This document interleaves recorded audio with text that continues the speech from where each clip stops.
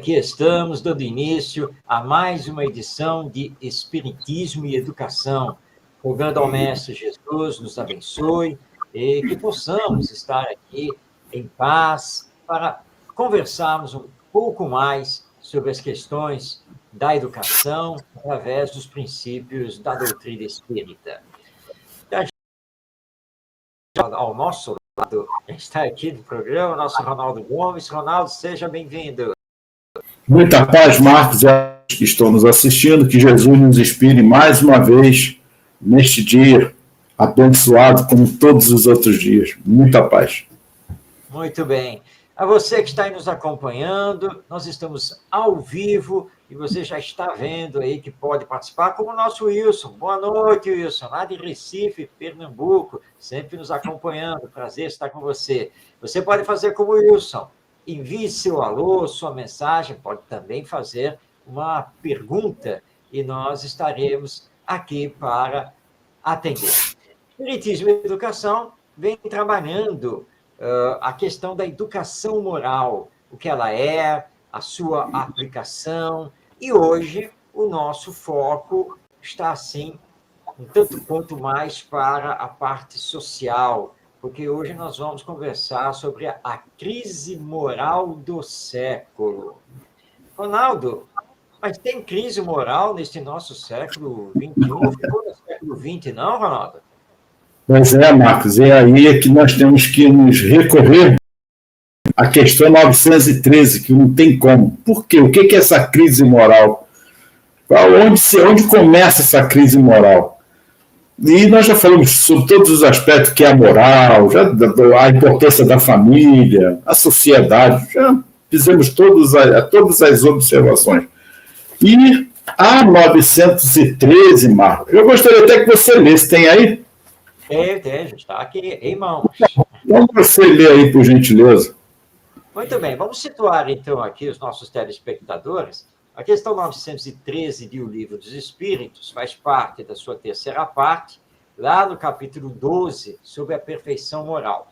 E a questão 913 abre o subtítulo do egoísmo. Allan Kardec faz a seguinte pergunta: entre os vícios, qual o que podemos considerar radical? A gente está perguntando qual é o vício mais radical que nós temos aqui na humanidade. Responderam os espíritos superiores: já dissemos muitas vezes, o egoísmo. Dele se deriva todo o mal. Estudai todos os vícios e vereis que no fundo de todos existe egoísmo. Por mais que luteis contra eles, não chegareis a extirpá-los enquanto não os atacardes pela raiz, enquanto não lhes houverdes destruído a causa. Que todos os vossos esforços tendam para esse fim, porque nele se encontra a verdadeira chaga da sociedade. Quem nesta vida quiser se aproximar da perfeição moral, deve extirpar do seu coração todo sentimento de egoísmo, porque o egoísmo é incompatível com a justiça, o amor e a caridade. Ele neutraliza todas as outras qualidades. Marcos, os espíritos, Kardec, bom sinal possa se dizer, já se preocupava com isso. Então, em todas as épocas da humanidade, a crise, e hoje nós estamos vivenciando muito mais isso, porque a humanidade cresceu, se desenvolveu, o aspecto intelectual muito mais ainda, mas também no aspecto moral. A humanidade também não é mais aquela criança, vamos dizer assim. Ainda que possamos dizer que nossas ações ainda se permeia muito nesse aspecto de uma infantilidade. Vamos lembrar de Joana de Ângeles, que muitos de nós ainda estamos adormecidos, como se estivéssemos ainda dormindo num berço esplêndido, achando que a vida daqui acabou e vamos embora, e é isso mesmo, e vamos entrar no campo da reencarnação, na próxima encarnação tudo muda, e a gente tem oportunidade perante a lei da reencarnação, então Deus é maravilhoso. Não é bem assim, porque a lei divina, ela deixa claro para nós que as nossas ações uns com os outros, e que se principia no meu egoísmo, no seu egoísmo, onde vai gerar o egoísmo, como ele fala, da sociedade, é que fica aí essa chaga. E para se destruir isso, não é destruir o egoísta, olha que bacana, mas sim o egoísmo, que ela vai se enraizar justamente nesses sentimentos de paixões ainda materializados, que o amor, a caridade, o senso de justiça, ela fica tão somente ligada ao eu, ao nosso, e não a nós. Olha, parece até um trocadilho, mas, Marcos, é o que nós estamos vivenciando hoje. As guerras, as dissensões, a destruição do sentido de família, as ideologias que se ligam aí nos sistemas vários de uma politicagem que se faz pelo mundo, são filhas do egoísmo. E aí Jesus é esse divisor das águas, porque ele dá o exemplo, ele não falou apenas, ele exemplificou que sem esse amor em nós, e como diz os Espíritos, como Kardec pergunta, onde está escrito a lei divina, em vossas consciências, então está em nós. Só depende, Marcos, de nós. E os Espíritos também falam sobre isso. Basta o quê? A vontade. Mas nós nos comprazemos, Marcos, no nosso egoísmo, no imediatismo. Quantas vezes já se falou no meio ambiente? Houve todos os exemplos da humanidade, mas a ação do homem vem destruindo cada vez mais esse aspecto.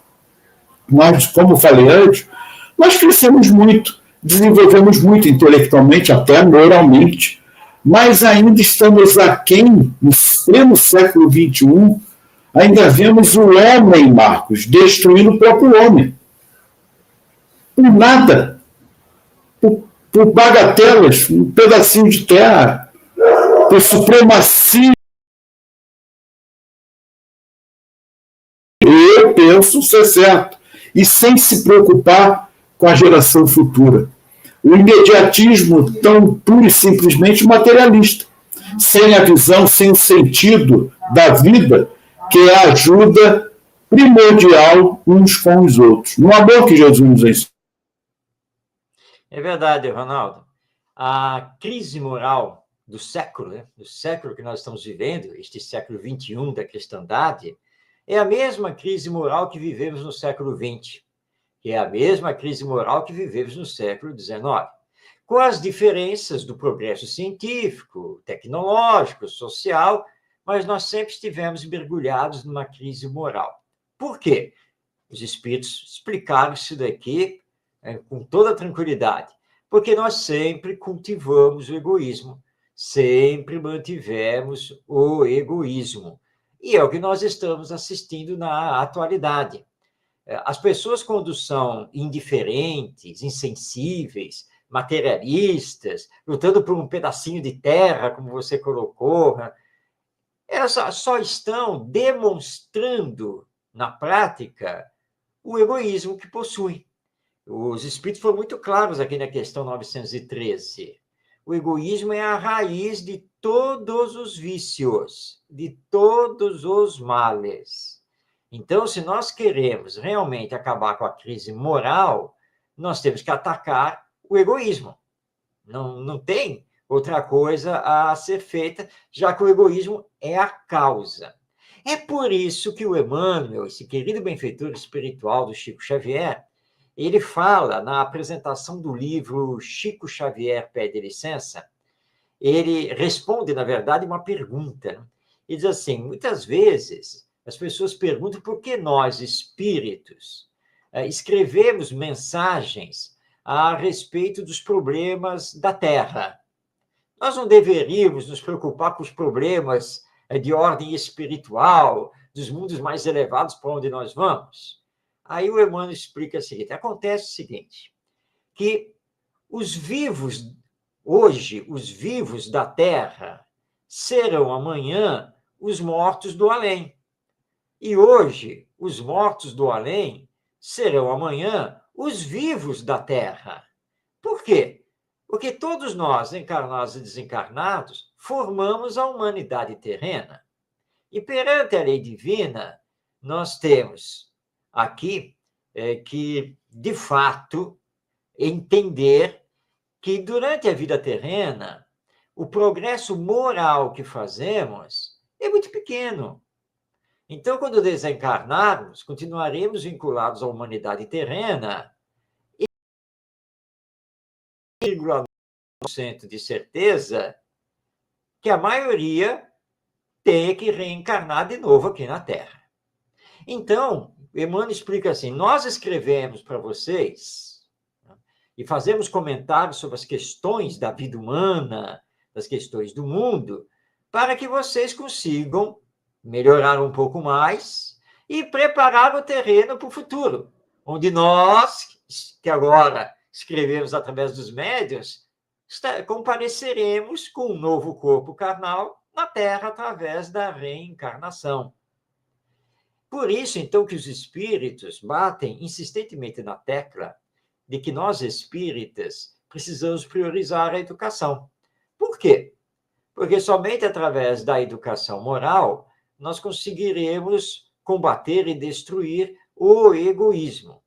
Claro que isso não será imediato, porque nós estamos cultivando e regando o egoísmo já há muito tempo, né? Então, não será nesta encarnação, possivelmente nem na próxima, que nós vamos acabar com o egoísmo.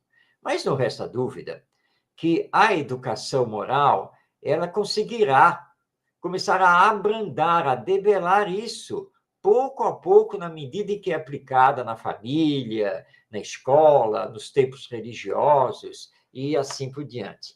E eu separei aqui, Ronaldo, acho que é até um complemento a essa resposta dos espíritos. Eu separei um autor não espírita, porque eu lembrei da obra dele, fui lá, peguei aqui na minha estante, né? Porque quando eu li, eu adorei, gostei muito da colocação que ele fez em relação à moral e à ética, e à prática disso. Eu vou falar o nome do autor depois da leitura. Vamos lá. Vou ler aqui só o trecho, um parágrafo. Ele diz aqui, olha, integridade é um fundamento ético que deve ser internalizado e praticado. Concepção e prática. Esses são dois polos que ajudam a compreender os conceitos de ética e de moral.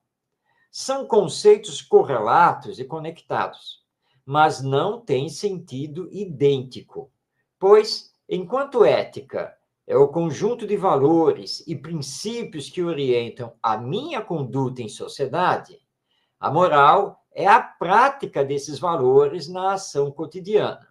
Exemplo, tenho como princípio ético que o que não é meu, não é meu. Encontro um celular no chão da sala de aula. Devolvê-lo ao dono é um ato moral. A razão para fazê-lo é um princípio ético. Bem, estas palavras que provocam importante reflexão são do filósofo brasileiro Mário Sérgio Cortella, no seu livro Educação, Convivência e Ética. Ele faz aqui uma colocação importantíssima, a questão dos valores éticos que vão nortear o meu existir e o ato moral de colocar esses valores éticos em prática. Nós, espíritas, temos valores éticos que norteiam a nossa vida. Amar ao próximo como a si mesmo, fazer ao próximo somente o que desejamos que o próximo nos faça. São valores éticos: fraternidade, solidariedade, caridade. Mas só que nós não podemos ficar somente no campo teórico, filosófico. Então, precisamos colocar em prática, que é a vivência no dia a dia, no cotidiano, em que você pega esses valores éticos e coloca, então, nas suas ações no dia a dia, para colocar em prática. É aí, não é, Ronaldo, que de vez em quando nós escorregamos na casca de banana, sendo que por baixo da casca de banana tem uma maionese. Tá? Esse é o nosso grande problema. Mas por quê? Porque na educação nós não temos trabalhado isso, ou pelo menos não temos trabalhado de forma conveniente, como deveríamos, de fato, trabalhar, para mostrar às crianças que são espíritos reencarnados que o que não é meu, não é meu. Tá? E que eu só devo fazer ao outro o que eu desejo que ele me faça. Obviamente, não é, Ronaldo? Eu não vou desejar que o outro me faça o mal, mas de jeito nenhum. Então, se eu não quero que ele me faça o mal, a reciprocidade deve ser verdadeira. Ou seja, eu também não devo fazer o mal a ele. Essa é a educação moral que os espíritos apontam que deve, então, combater e destruir o egoísmo. Eu vou levar algumas encarnações. A exceção aqui no programa é você, né, Ronaldo? Que já na próxima, né? Já. E que terra, coisa o quê? Você já vai para Júpiter? Não está mais evoluído, né, Ronaldo? Antes fosse assim. Antes fosse assim, né? Mas não é bem assim, não. Marcos, a nossa querida Maria Clara está aí perguntando a questão 1019 do Livro dos Espíritos. Vê aí. Sim. 1019. 1019. A diferença entre egoísmo e orgulho. Vamos lá, vamos abrir aqui na 1019, que assim a gente situa todos que estão nos acompanhando aqui. Né? Vamos lá, já estou chegando nela. Pronto. Aqui, 1019. Vamos lá. Muito bem. Nesta questão que fecha o Livro dos Espíritos, Allan Kardec pergunta se um dia, será que um dia o reino do bem, será que ele vai se realizar aqui na Terra? Ou isso é uma utopia, é sonho irrealizável? Para muita gente é sonho irrealizável, porque parece que as coisas estão de mal a pior. Aí, ela está perguntando quais as diferenças fundamentais entre o egoísmo e o orgulho. Muito bem. Olha só, Maria Clara. O egoísmo é a base, é a raiz de todos os vícios. O orgulho é o irmão do egoísmo, irmão gêmeo quase, tá? Mas o orgulho tem por base o egoísmo, porque o egoísmo é que nos leva a sermos orgulhosos, teimosos, vaidosos, hipócritas, muitas vezes, inclusive, violentos, maus.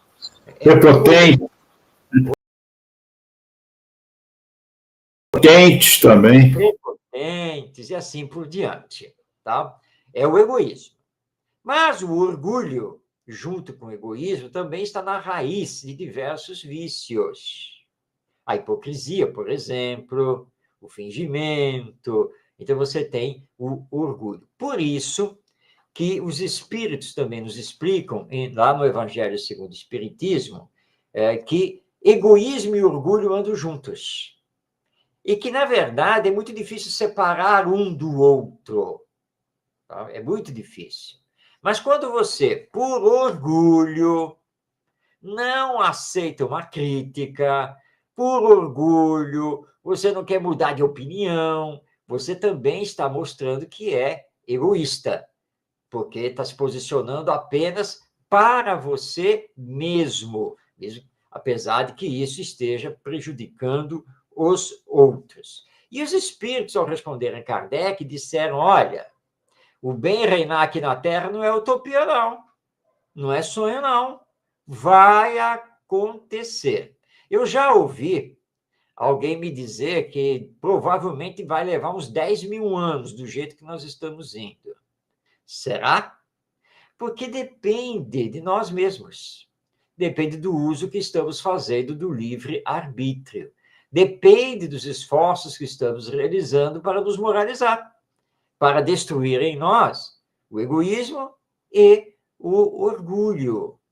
O orgulho está muito ligado à vaidade. O egoísmo está muito ligado à maldade, ao materialismo. Então, está nas nossas mãos. Se vai demorar mais tempo ou menos tempo para o bem reinar sobre a terra, isso não depende de Deus. Depende de nós. Porque nós não somos máquinas, não somos robôs. Nós temos livre-arbítrio. A liberdade de pensar, de escolher, de agir. Se tomarmos a decisão de realizarmos a educação moral, não tenhamos dúvida que o reino do bem, da paz, da felicidade, da justiça, reinará aqui na Terra muito antes do que nós estamos imaginando. Está nas nossas mãos combater o egoísmo e o orgulho. Perfeito, Marcos. Eu vou dar uma continuidade aqui com Sai Baba. Sim. Que Sai Baba, um dos maiores educadores que nós tivemos e viveu lá na Índia, não foi fácil, mas ele fez um belíssimo trabalho que está até hoje lá. Mas ele diz assim, algumas frases dele. Amém amem a todos, sirvam a todos. Aliás, Jesus deu o maior exemplo. Nós não viemos aqui para ser servido, nós viemos aqui para servir.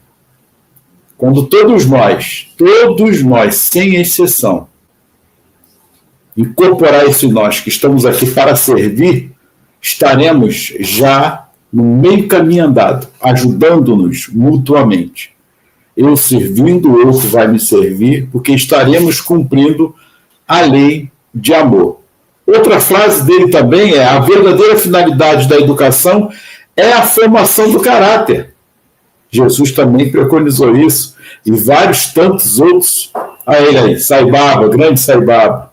Esse é o nosso Sai Baba.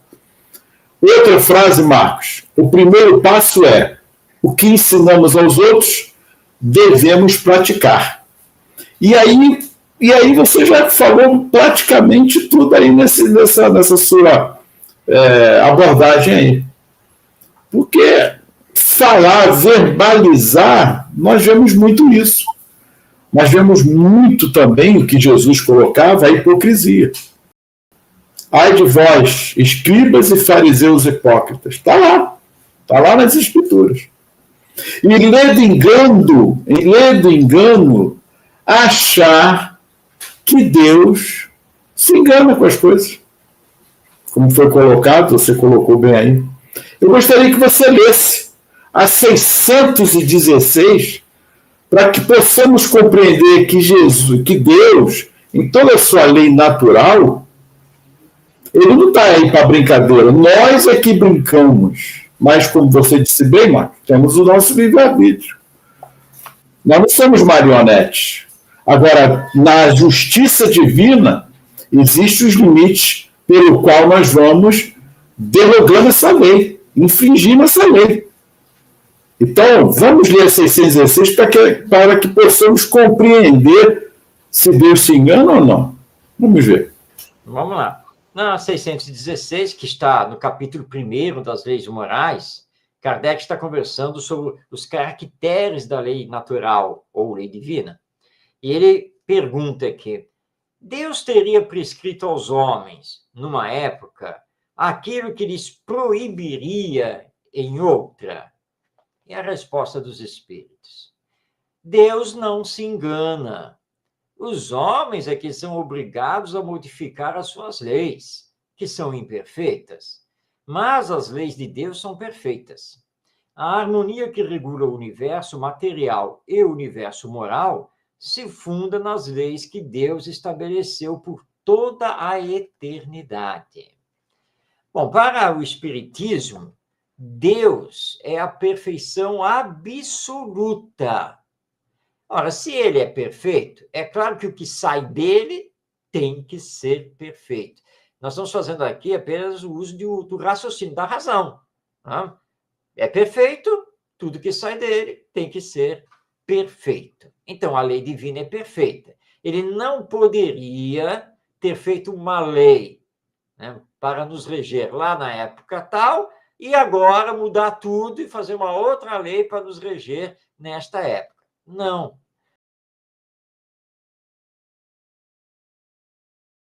E como diz os espíritos, para toda a eternidade.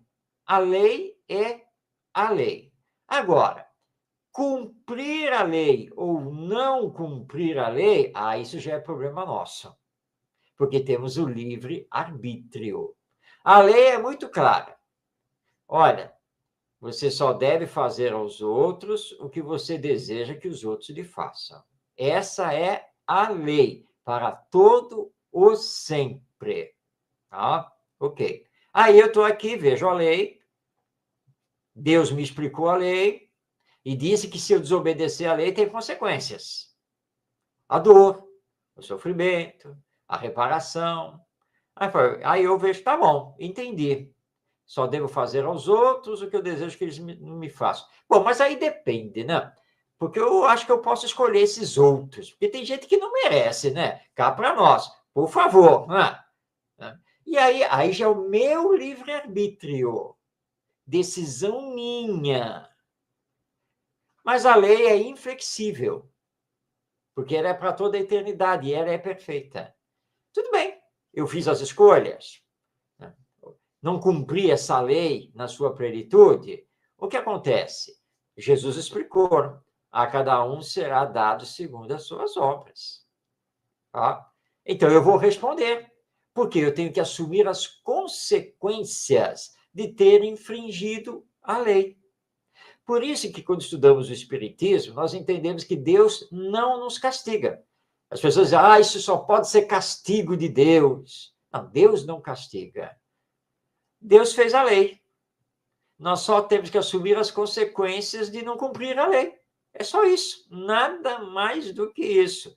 Mas nós somos orgulhosos, somos egoístas. Aí Deus nos dá uma nova oportunidade, uma nova encarnação. Aí você pega, faz o quê? Não cumpre a lei de novo. Então eu acumulo consequências, agravo a minha situação perante a lei divina.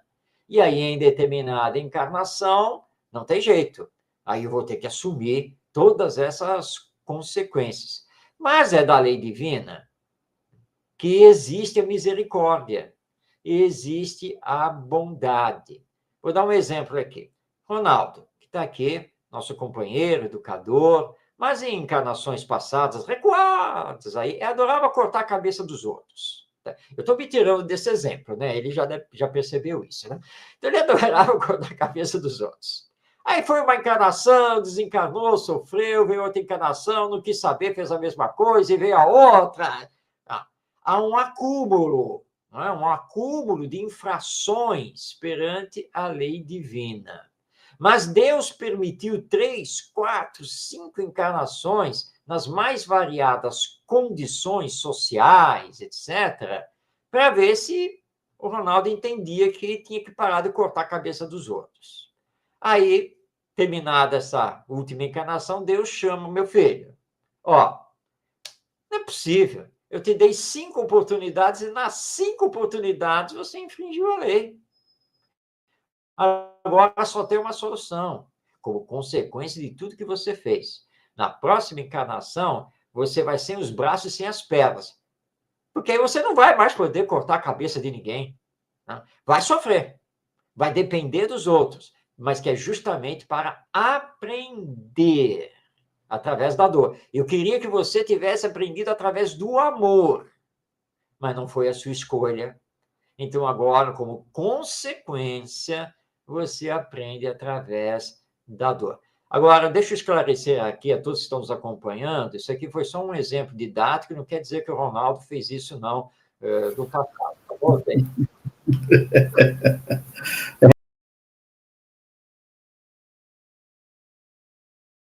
foi feliz nessa sua colocação, abordagem, porque nós já vemos aí que a grande chaga da humanidade em todas as suas épocas ainda é o egoísmo e o orgulho ali coadjuvando. Eu gostaria que você retratasse, Marcos, como a Maria Clara colocou, mas para entender como o orgulho ele é tão sutil como o egoísmo. Lembra de Emmanuel, no encontro dele com Jesus? E Emmanuel fala sobre isso, que marcou ele até os dias, a vida dele eterna de espírito que ele tem, ele fala sobre isso. Porque eu gostaria que você retratasse. Teve toda a oportunidade, naquele momento, vou deixar com você. A história é muito bonita, que o próprio Emmanuel retrata no romance Há 2000 Anos, da psicografia do Chico Xavier. Emmanuel, na época, era o senador Públio Lentulus, casado com a Lívia, e eles, então, viviam em Roma, mas Roma era um problema sério, né? As fofocas, aquela coisa toda, e eles tinham o filho que vivia com problemas seríssimos, que hoje nós classificamos como a hanseníase. Então, naquela época, considerava-se que mudar de ares poderia, né, melhorar a saúde da pessoa. Então, eles resolveram sair de Roma para ir para a Palestina. E ele recebe incumbências reais, né, oficiais do imperador, junto ao governo romano da Palestina. E para lá eles vão. E o que acontece? Primeiro, eles estão em Jerusalém, mas de Jerusalém eles se deslocam para Cafarnaum, logo para Cafarnaum, né? Onde justamente Jesus estava sediado. Lívia já tinha ouvido falar do profeta Nazareno e tentou convencer o Públio Lentulus de chamar. Por que não? Estou dizendo que ele faz tantas curas, que ele atende todo mundo, mas ele era um senador romano, procônsul, né, do Império, estava ali com altos encargos junto ao governo romano da Palestina. Eu ia chamar um judeu qualquer ali da Galileia, ali para ver o filho dele, mas de jeito nenhum. Nunca. Então, o que ele faz, né? Mas a Lívia insiste tanto, tem tanta insistência, que ele, então, resolve procurar o tal. E ele vai à noite, para não ser visto por ninguém. E à noite, ele encontra Jesus. E Jesus conversa com ele, olho no olho.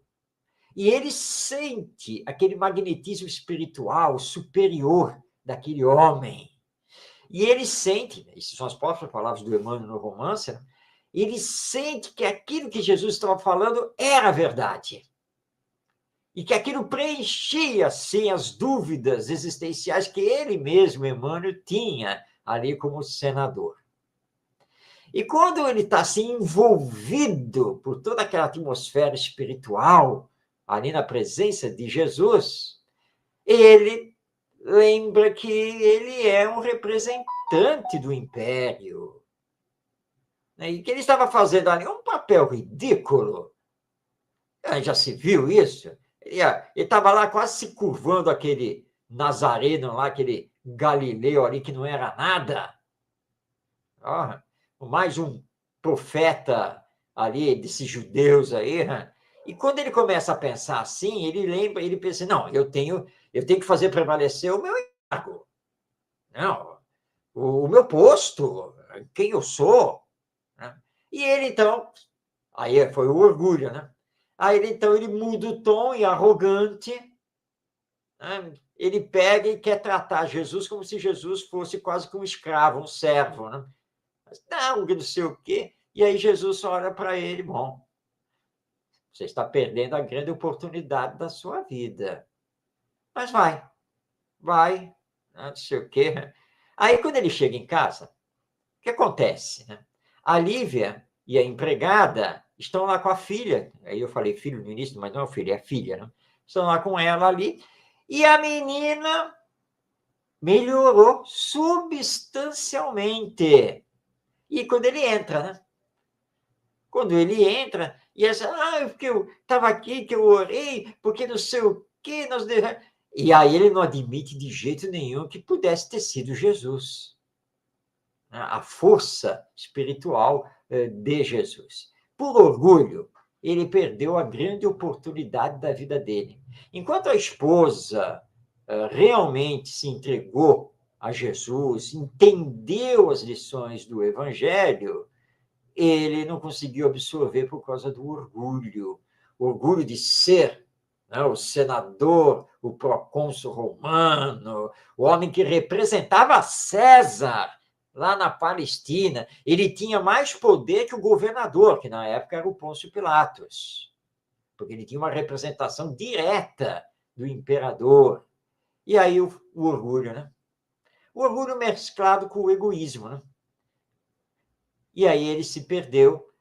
Claro, não vou contar o resto da história, né? Porque vale a pena ler a obra há 2000 anos, e o nosso Públio Lentulus, que depois vai ser o Emmanuel, ele vai começar a expiar esse orgulho nessa encarnação mesma. Porque lá, ao final da vida dele, ele já teve que arcar com as consequências de não ter aceito Jesus naquele momento. É o orgulho. O orgulho, sabe, Ronaldo, ele é muito sutil. É como a fascinação no processo obsessivo. Sim. Vai se instalando, e aí você se acha superior, você acha que não erra, você acha que não tem que acatar quem é, entre aspas, inferior socialmente a você. Esse é o orgulho. E se disfarça de várias maneiras. Por exemplo, Marcos, eu te perdoo tudo o que aconteceu entre nós, eu sei que também tive uma parcela de culpa, mas, por favor, só não vou na sua casa. Você não me chama, evito... Vamos evitar... Melhor... Você já entendeu, né? Então vamos evitar o que nós podemos conversar, a gente conversa, mas eu não te procuro e você não me procura. Só, mas eu te perdoo. Fica tranquilo, meu perdão você tem. Tudo bem? Então, Maria Clara, você está perguntando aqui, justamente aqui, qual o melhor meio, a melhor maneira de tentar resolver essa delicada questão? Olha aí, Emmanuel teve a oportunidade. Agora, tem outra também que Jesus nos dá aqui a lição. Eu vou ler um pedacinho aqui, que ele diz aqui em Mateus 25, eu vou ler em 36, tá? Versículo 36, 35. Ele diz só, porque tive fome e deste-me de comer, tive sede e deste-me de beber, era estrangeiro e hospedaste-me, estava nu e vestiste-me, adoeci e visitaste-me. Estive na prisão e fostes me ver. Então os justos lhe responderam, dizendo, Senhor, quando te vimos com fome e te demos de comer, ou com sede e te demos de beber? E quando te vimos estrangeiro, te hospedamos, ou nu e te vestimos? E quando te vimos enfermo na prisão, e fomos te ver-te? E responderam-lhe o rei, lhes dirá, em verdade vos digo, que quando fizeste a um destes meus pequeninos irmãos, a mim o fizestes. Então dirá também aos que estiverem à sua esquerda, apartai-vos de mim, malditos, para o fogo eterno, preparado para o diabo e seus anjos, porque tive fome e não me deste de comer, tive sede e não me deste de beber, sendo estrangeiro não me hospedaste, estava nu, não me vestiste, e enfermo e na prisão não me visitastes. Então poderão dizendo, Senhor, quando te vimos com fome, com sede, ou estrangeiro, nu, enfermo, na prisão, e não te servimos? Então responderá, dizendo, em verdade vos digo, que quando a um destes pequeninos o não fizestes a mim. Marcos, é uma lição. Isso dá um belo estudo. É as relações uns com os outros que nós deixamos de fazer. Eu lembro também de Chico quando fala. Eu fico chateado. Claro que fico chateado quando alguém me ofende. Mas ficaria muito mais se fosse eu o ofensor. Então, são lições, ô Maria Clara, que nós vamos aprendendo. E tem um ledo engano em achar que ser espírita é ser santo, ter santidade. Não, não.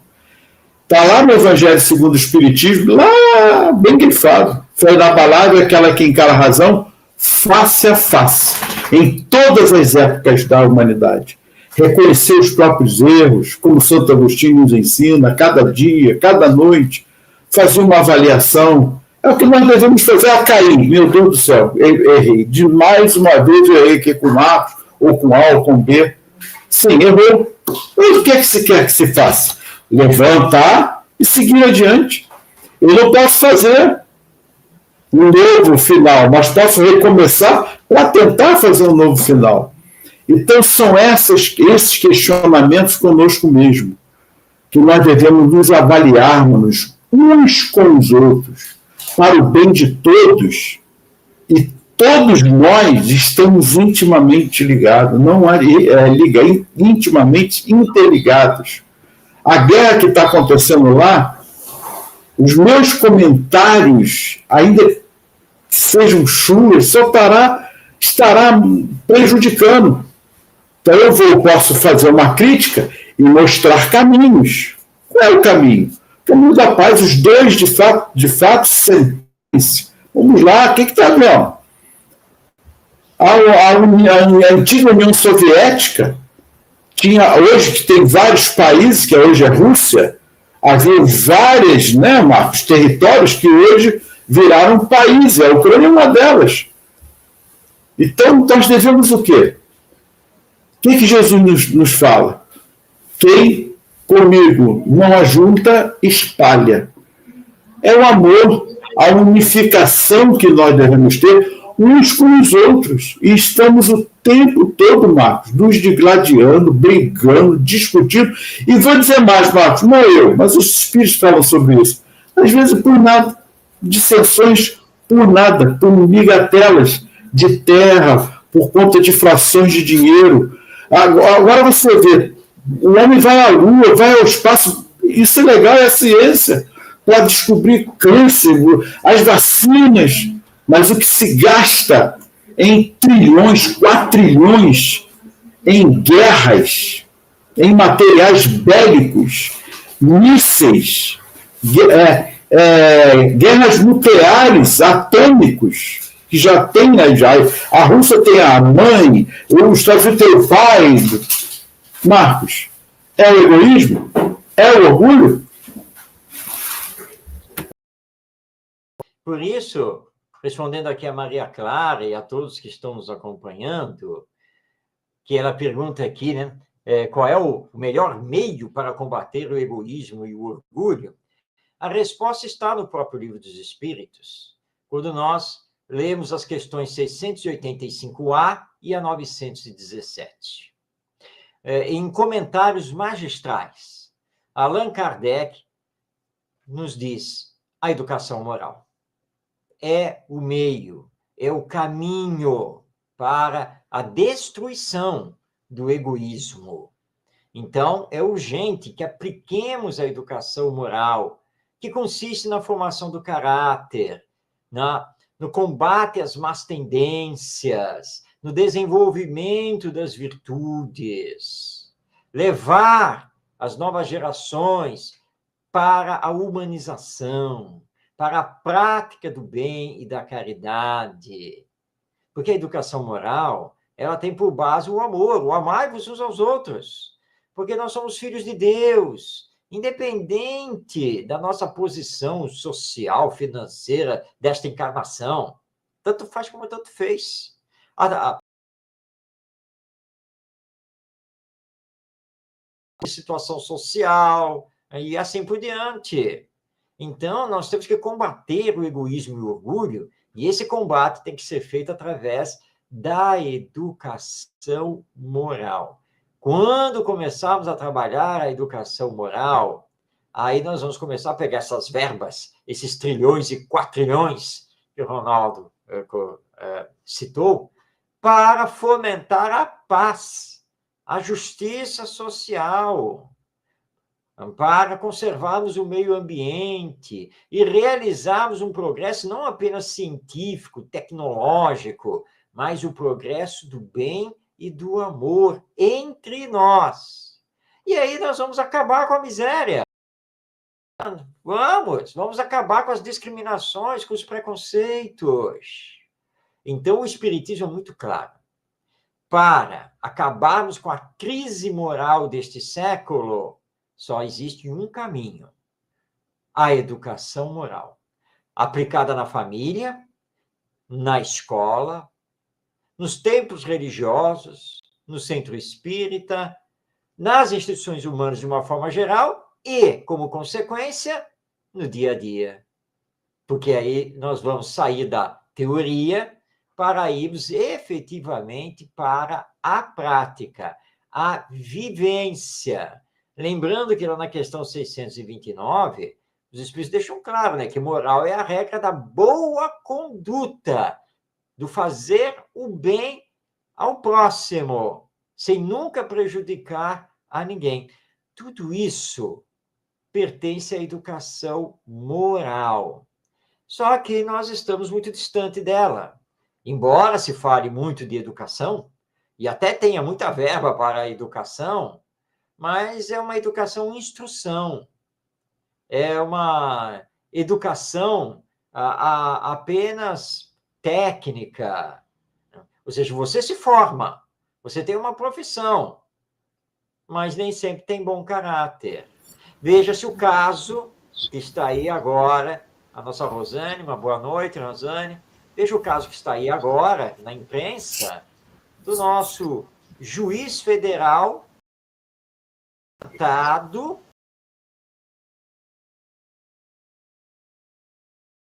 uma identidade falsa, se passando por descendente de um lord inglês. E agora nós estamos com uma questão moral intrincada. E como juiz, o que se faz com os processos? Serão anulados? Porque ele usou de falsidade ideológica. Não vai permitir que isso aconteça. Mas essa educação falseada que nós temos hoje em dia não olha para isso.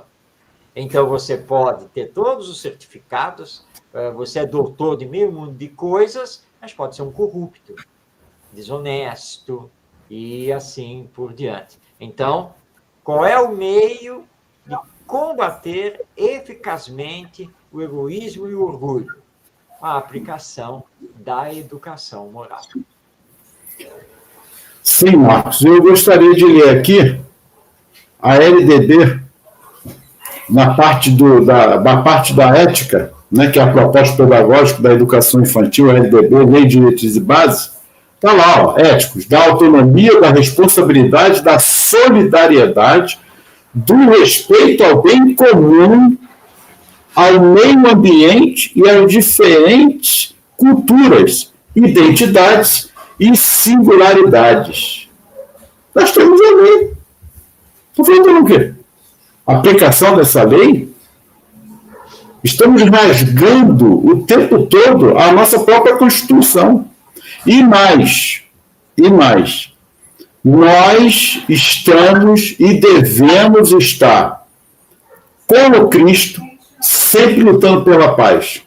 Muito cuidado. Nós temos o exemplo também de Mahatma Gandhi, que conseguiu, através do amor, com a paz, com as suas ações, com a sua conduta, não pegou em armas.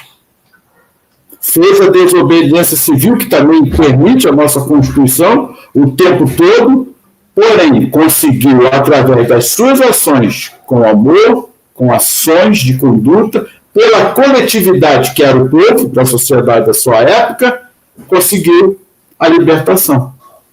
E aí? Então é possível. Marcos, o Tavares nos pede aqui, para encerrarmos, você lê, por favor, a questão 472, por gentileza. Ele fez essa observação e realmente é uma boa dica. Vamos abrir aqui. Questão a 472. E nós vamos continuar semana que vem, que o tema é muito oportuno. Aliás, pegar um pedacinho do LDB aí, do BCN, que fala das habilidades, que nós já falamos isso aqui também, mas o aprendizado é isso mesmo, é a repetição para que possamos estarmos fixando a aprendizagem. Vamos lá, 472, Marco. 472. Kardec indaga.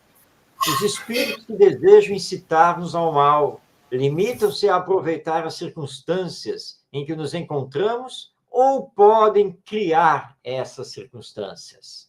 Responderam os espíritos. Eles aproveitam a circunstância, mas frequentemente a provocam, empurrando-vos, sem o perceberdes, para o objeto da vossa ambição. Assim, por exemplo, um homem encontra no seu caminho uma certa quantia. Não os espíritos que puseram o dinheiro ali, mas eles podem dar ao homem o pensamento de se dirigir naquela direção. E então lhe sugerem apoderar-se dele, enquanto outros lhe sugerem devolver o dinheiro ao dono. Acontece o mesmo em todas as outras tentações. Ou seja, os maus espíritos, os espíritos moralmente inferiores, vão nos sugerir, sim, o egoísmo e o orgulho. Nos apropriarmos daquilo que não é nosso. E como lembrou o Cortella, o que não é meu, não é meu. Então, nós deveríamos, de fato, devolver. E aí, fica implícito aqui o livre-arbítrio, né? Eles vão tentar aguçar o egoísmo e o orgulho em nós. Compete a nós, justamente através da educação moral, repelir isso e dizer assim, não, esse dinheiro não me pertence. Eu preciso tentar encontrar o dono. Aí, então, você estará praticando a moral. Né? E é isso que o Espiritismo nos propõe e que nós vamos continuar a conversar semana que vem. Todos pelo carinho, Maria Clara, Rosane, nosso irmão Wilson também, enfim, todos que estão aí, que não participaram diretamente, mas que estão nos assistindo. Que Jesus nos abençoe. Gratidão. Muito obrigado a você, Ronaldo, a todos que participaram aqui conosco, a você que não enviou mensagem, mas está aí nos acompanhando, que vai nos assistir ainda através do YouTube. Que Jesus a todos nos abençoe, que possamos ter uma semana de boas realizações e que possamos estar aqui todos nós juntos em novo encontro na Web Rádio Estação da Luz, semana que vem, segunda-feira, 20h30, para mais um Espiritismo e Educação. Paz em todos os corações.